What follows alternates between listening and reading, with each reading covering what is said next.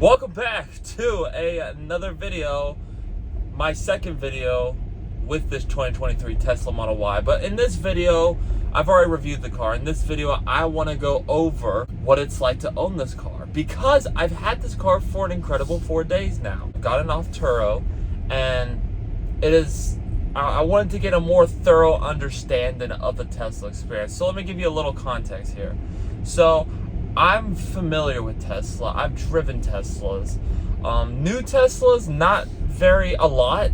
I've test driven them at the dealerships by myself for 30 minutes, and I've probably done that a couple times. So I've had a couple hours behind the seats of these newer Teslas. But I've never owned one for a couple of days on end, personally, on me at all times, driving around, doing my normal driving stuff. So I wanted to get it for myself so I can have a better understanding of what it's like to own a Tesla. I want to understand, as an owner, what is it like to own a Tesla? Why do people buy Teslas to own? And I wanted to get a better grasp of the concept, because these are selling in hotcakes. 2019, the Model 3 sold 1 million units, which is insane. So I wanted to understand, this is the Model Y, the Model 3. I wanted to understand, why do they sell in such massive, insane, big numbers? And so I decided to take one into my ownership for the span of 4 days. And the reason I wanted to do this is because, and I know some of you are probably thinking, if you've been with the channel long enough, I've already done this with a Model S. That's true. However, it was a 2016 version. It wasn't the most powerful and fastest version of the Model S you could get. It was fast, especially for the time when it came out. It was the fastest one, but that was 10 years ago. Now we're in the modern day and age where the Plaid does it in under 2 seconds. I couldn't get one of those. So I had to compromise and get the 2016 one, and I thought that was still a really great option. I enjoyed it, but it gave a lot of issues. It gave a lot of issues. The autopilot didn't fully work well. The AC acted up all because the batteries overheated. I mean, just a bunch of insane stuff in it. But I tried to be mindful because it was a high mileage one with 60,000 plus miles on it. And it being 10 years old, I kind of understood that, hey, this is not going to be a perfect vehicle. Other than those few complaints, was it a great driving car? Absolutely. It handled well. It had speed. Oh man, that speed is awesome. It had speed, and it was a really good car, other than those complaints. But those complaints were enough to really, drive a wedge into me. And more so than just that, the range wasn't the best on the car because of how quickly the battery depleted. And it didn't hold charge that well or charged as fast. It wasn't impressive, in my opinion. But so that's just that. But that was my experience with the 2016 model. It was fine. It wasn't the Tesla. Like, it didn't make sense after I got out of it, and after I reviewed it, after I got to own it for a couple days. I really thought to myself, I don't understand why people buy a Tesla. But then it occurred to me, right? I said, well, wait a second. I did this with a 2016 Tesla. It's a decade old. This was when Tesla was in its infancy and still figuring out how they're going to make their cars, what their approach was going to be, their reliability, like all that stuff. This was in the early days. So I was like, you know what? I'm not really getting the Tesla experience with this car. Not the real Tesla experience. No. So I came to the really, really eye-watering, opening conclusion that I wasn't driving a Tesla. Not the Tesla that people are owning. People are owning the newer Model 3s and the Model Ys. When Tesla figured out their brand, their product, what they were going to sell, how they were going to sell it, what they were going to sell it with, what was it going to come with, all these things, right? So I was like, you know what? I'm not going to truly understand the Tesla experience. I'm not going to truly understand why people buy these cars until I take in a newer one, whether that be a Model 3 or a Model Y. So I said, well, I got a vacation coming up with my buddy. I'm going out to the beach, not too far from where I live, and I want to drive a car that's not mine. I don't want it to rattle. I don't want it to be uncomfortable or a guzzling car. I want it to be comfortable, cheap, reliable, and awesome to drive and fun to drive to a certain extent. So I was like, you know what? This is the opportunity to take ownership of a Model Y. So I was like, well, screw it. Let's do it. So I got me a 2023 one, this one, in white, the performance one. What I have to say is, man, oh man, is this car freaking awesome. And now, this is probably maybe another question people have. Well, Logan, you had all these issues with the other Tesla. Are you having the same issues? And the answer, gladly, is hell no, I'm not. Thank the Lord, I have not had any issues with this car whatsoever. This car has been it's been bulletproof. It's been utterly bulletproof to the point where I can't really complain about this car at all. It's got me from point A to point B. It's given me power. It's given me the power. The handling is just, oh my God, I have to keep my hand on both hands on the wheel when I do it, because this car handles so well for its size, for considering what it is, and you can change it on whim. So it's been giving me all the great stuff that people love and adore about the Tesla. It's been giving me all the quirky stuff that everyone just loves with Tesla. And it's been giving me the reliability of a Toyota product, in the sense of it just starts up every time you put your foot on the brake. Every time. And that's just been so amazing to me. And I really enjoy that about this car more than anything, is the reliability aspect. The fact that the car just works. It does. Now, who knows? Maybe long term, maybe 50,000 miles, this car will start having electrical issues. I don't know. I can't say that. But for 4 days, this car, it does everything it says it does. It does everything it says it's gonna do, and it does it in tenfold. And the interior is on the basic side. It doesn't look like impressive or insane looking. However, it's a nice interior for what it is. It's not and I want to be very specific. This is not a luxury car. So don't get into this thinking you're going to get the best of the best materials. You're going to come out of it very disappointed. It is a premium, nice interior this time, and everything's solid. Nothing's creaking or falling apart. Nothing looks bad, thank God. I know some Teslas have had their issues. This one, since it's the 2023 newer, and I'm sure they've worked out the kinks and the bugs on this car, doesn't have those issues. Maybe older ones is a different story, but this one feels amazing. And with 16,000 miles, this is just a great feeling car. Very sturdy. And like I said, the key issue is I've had no complaints with this car. I've had 0 issues with this car. And I say this with such shock, because every car is always going to have a kink or a bug to work out. You know, that Model S has some bugs. The 2015 Cadillac Escalade, supposedly a reliable SUV, it had some bugs with the electronics that were acting up. And this is an old video. Go check it out if you want. It's one of my more popular videos. And that was a great car, but it had some flaws. It had some electronic issues. This isn't a fully electric car, even more electronic than this Escalade, and it had none. It had no issues. The car always worked when I got in the car. It always started. It always went. It always locked. It always gave me the performance I needed when I needed. It charged up very quickly, very efficiently, and it did it with no quambles, which was very impressive. No AC issue acting up like last time, because last time I was sweating for probably 2 hours of my journey, and that was horrible. I wouldn't wish that on anybody, especially where I live in Florida. I mean, good God. So this car has just been shockingly amazing. Now the range, since you can only charge this car to 80 to 90, means it only gets 250, 270 on a charge of such kind. Full charge is 300, but you can't do that with a lithium-ion battery, because it will deplete the strength of the battery over time, making it less and less reliable, and making the range go down and down. I mean, it still will, but it'll speed up the process if you're always charging it to 100%. Though you're allowed to on trips, like longer road trips. The car suggests you can do it. You just don't want to do it all the time. But I mean, this car It's just been great. And listen, like, the range is maybe like a quamble, a small one, maybe. But I knew that was going to be something going in, that I was going to have to be mindful of the range. And yes, when you're having fun with it and you're driving in the real world, it does go down faster than you would think. It does go down faster. I mean, but you also have to keep in mind, this is an SUV, and we are in the real world, which means the real world is different from EPA standards.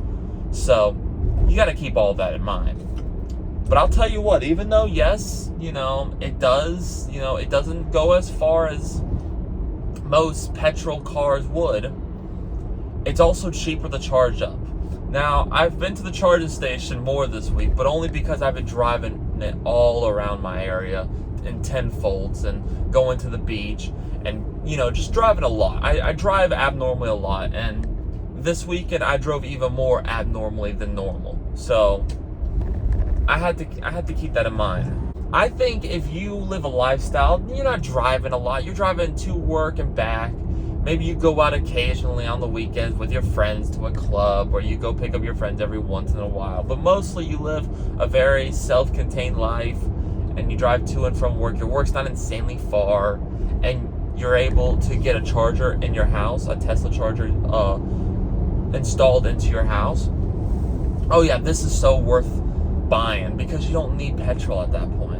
It doesn't make sense. Petrol only makes sense now if you need the range. For me, I think personally, as much as I love this car, I think I still need a gas car. I think I still need that extra range, that extra oomph of reliability. Personally, I probably can see myself as my next car getting a hybrid.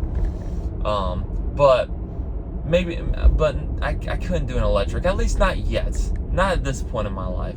Maybe later down the road, I'll buy me a Tesla, but in that situation, I'll have to be able to afford a petrol car to accommodate my Tesla. I can't just have a Tesla and never have a gas car as a backup. Like, I'll probably have a sports car of some sort to back up my Tesla that I can take out on the weekends, or have in case I need to go further than usual. But that's down the road when I have more money, when I'm in a different place in my life. As of right now, though, this has been a great car, but I can't see myself owning a Tesla right now, not at this point. So realistically, for me, as a guy who drives abnormally a lot and needs one and can only have one car right now, I'll probably end up getting myself a really comfortable, well put together hybrid car of some sort, whether that be a Toyota or a Honda or something along the lines of that. That's probably what I can see myself doing as my next vehicle. But that's not me sitting here and saying that I'm going to knock people who buy this car. Because now that I've actually driven a real solid built Tesla with miles on it, but not a ridiculous amount of miles, and a newer one with all the newer updates, all the newer, nicer creature comforts, the one that actually feels like a Tesla and is a Tesla, after actually driving the one that people buy, the one that's so popular, I can confidently tell you I understand why. I understand why for sure. I understand why for sure, 100% now. But you have to go into it knowing a few things. The range ain't going to be the best. It's not going to be the most luxurious, and it's not going to be the best riding car. Now, I will admit, compared to my car, for example, this car rides so much better. But, and this is something my mom noticed, I took her for a ride in it last night. She noticed that it's a little bouncy, it's a little bumpy over rougher roads, and it is to an extent. But she also drives a Denali that's $80,000+. So she's used to that more luxurious feel, and those cars definitely do have a more luxurious feel than this Tesla. But that's okay, because this Tesla is half the price of those Denalis. So it kind of makes sense for the price of car that you're buying for. You're paying for what you're paying for what you're getting. But it drives great for 40, 50 grand. It really does. It just, don't expect it to be a full-blown luxury car to replace your S-Class or your Denali. But it will get the job done if you don't need the extraness of a luxury car. It does everything you want it to do. And I will admit, even though, yes, the interior is on the plain side, I've gotten used to the look of the interior. The interior is so easy to understand. The layout is so stress-free and simple. And I think that's where the appeal of this interior comes into place. If you don't want a stressful environment, you want a stress-free environment that's simple and easy to understand. Because once you understand the screen, which only takes you maybe an hour or two to sit in the car, learn it inside and out, and then after a couple hours of learning, I'm telling you, the screen is like owning an iPad. It's so simple, it's so straightforward. And overall, guys, this is a really, really great car. It handles, it drives better than it should. The range is good enough for most people, though if you're like me and you drive abnormally a lot, you probably might not be able to pull this off. But man, this is a great car, and I have no regrets owning it. And even though I had to stop and charge this car more times than I could count to an extent. I mean, I've charged this car up now probably 3-4 times. If you go into it knowing all of this, you should be okay. 100%, without a doubt in my mind, you should be okay. It's a big gap to jump, so if you can't jump to the electric world right away, I totally understand. But I won't sit here and say these are bad cars. In fact, the Model Y is one of the best cars I've ever driven and owned in my entire life. And I still love gas cars. But you can't deny how freaking dope this car is. And you can't deny how easy this car makes driving. This car makes driving so easy. I mean, I can turn on a turn signal and cameras pop up and I can see my blind spot on the screen in the camera, and I don't have to check my mirrors or look over. I mean, I still do that sometimes, but that's how good the camera is. And when cars do get closer or they are in your blind spot, a red light pops up to let you know. I mean, it's things like this that this car just makes everyday livability easier. And I think that's where this Tesla really shines, where Teslas in general really shine, is making everyday driving just easy and simple and comfortable. So, unlike my Model S experience, this has been a phenomenal 10 out of 10 perfect experience. I could see myself having one of these again, maybe temporarily, but man, this is a great car, and I highly recommend anyone who does love electric cars to get you a Model Y, to get you a Model 3. Or if you just don't need all that extra range on a gas car, if you're not driving a lot, this will save you so much money, and this will just be the better car to own with less maintenance, less everything. And it just makes driving and owning a car so much easier and less of a headache. So I gotta give Tesla credit there, and I gotta give Elon such a huge shout out for making this car so phenomenal. I mean, truly and utterly phenomenal. And I know it came with qualms. I know it wasn't perfect. I know it had hiccups, but that's with every car ever. But he learned from his mistakes, and he made one of the best daily drivers, if not the best daily driver you could ever own. So I hope that kind of gives you a good idea of what this car is like to own on a daily basis, and gives you a better feel of what you're going into when purchasing a Tesla. And if you are in the market for a Tesla and you were having second doubts and you came to this particular video to get confirmation on if it's a good car to daily drive and own, I'm here to tell you it is. You just have to know what you're walking into beforehand. You can't think you're going to be getting a lot of range, and you have to be prepared for some of the sacrifices you make as an electric car owner. But I still think it's worth it if you're the right customer for the car, which I think that's what it all comes down to at the end of the day anyway. But with all that being said, guys, thank you so much for watching this video. If you loved and enjoyed this content, and if you found this very informational, please give it a like, share, comment, and subscribe. Subscribe, like always. Your support means so much. We have gained so much love and popularity over the years, or over the past year. We've gained so much popularity and so much attention. So thank you guys so much. It's because of you guys that you make this channel what it is. You guys make this channel as great and as popular and as booming as it is. My success is because of you guys, and will be because of you guys. And I hope you continue to support me through it all, and I hope you continue to stick through me through it all at the end of the day, because your support means everything. And I hope to keep living my dream life and keep pumping out this amazing content for you, and keep sharing my passion with you guys, the fans. And at this point, you guys are going to become family. So I really hope you guys continue to stick with me through this epic journey of reviewing cars and breaking down cars for all of you guys to understand and learn. Because I don't want to be that guy that just likes one particular car or has a bias to one particular car. I like to be an open-minded individual and review all cars of all kinds, and to keep an open mind to see if I like them or not. And, you know, doing this channel for you guys and making reviews where I talk about cars it's just a dream hobby of mine since I was a boy.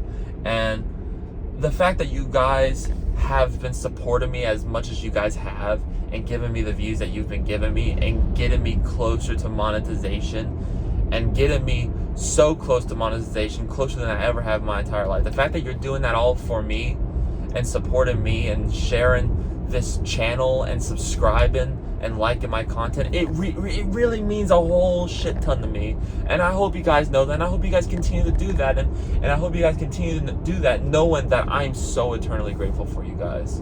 One more pull for you guys for the channel.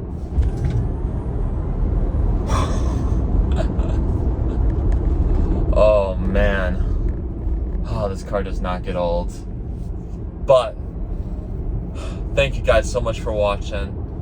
Get ready, be on the lookout for more content coming to you real soon. I'm going to keep posting as much as I humanly can. Thank you guys so much for watching. And like always, I will see you guys in another video. Peace out, guys.